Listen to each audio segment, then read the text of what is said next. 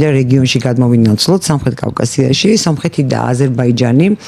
მზად არიან ხელი მოაწერონ შეთანხმებას. ბაქო იმთავითო მზად იყო, იმიტომ რომ ეს სამშვიდობო შეთანხმება, რომელიც ამ ორ სახელმწიფოს შორის უნდა გაფორმდეს, უფრო მეტად ხელსაყრელი აზერბაიჯანისთვის ბუნებრივია, როგორც გამარჯვებული მხარისთვის, მაგრამ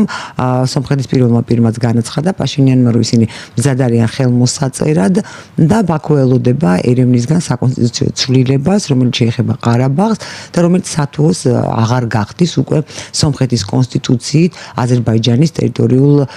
პრობლემებს. ამ საკითხში არის ჩართული მეტნაკლებად ამის პარალელურად არის ჩართული რა თქმა უნდა თურქეთიც და ცდილობს ჩაერთოს ევროკავშირი, რუსეთი რაღაც ამ პროცესში ალბათ ნაკლებად იღებს მონაწილეობას ყოველ შემთხვევაში არ ჩანს და ამის პარალელურად საკმაოდ იზრდება თურქეთის გავლენა სამხრეთ კავკასიაზე, რუსეთის გავლენის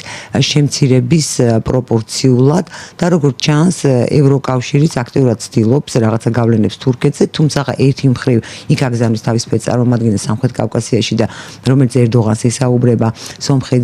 სომხეთ-თურქეთის ურთიერთობაზე, სომხეთ-აზერბაიჯანის შორის სამშვიდობო შეთანხმებას და ასევე საქართველოში მიმდინარე კონფლიქტებს და მეორე მხრივ ჩვენ ვხედავთ იმ პრევენციულ ღონისძიებას, მე ვფიქრობ რომ ეს პრევენცია, როდესაც სტამბოლის მერს აკავებს თურქეთის ხელისუფლება და უსაფუძვლო და ჰაერზე ბუნებრივი ამას არ გააკეთებდა და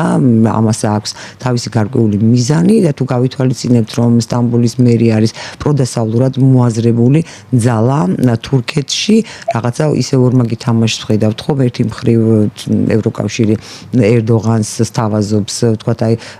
შესაძლებლობებს სამხრეთ კავკასიაში თავი იგზნოს მთავარ მოთამაშედ და მეორე მხრივ თქვათ თანამშრომლობს მის ოპოზიციასთან ერდოღანის შეცვლის მიზნით. გასაგებია რომ ეს არის ჩემი ვარაუდები, მაგრამ თქვენ როგორ ფიქრობთ რა ცდილობს ევროკავშირი სამხრეთ კავკასიაში, როგორ ცდილობს გავლენის მოპოვებას, თურქეთს როგორ განიხილავს ამ პროცესში და აქვს თუ არა ამის შესაძლებლობა და როგორ ემუქრება თურქეთში მიმდინარე მოვლენებს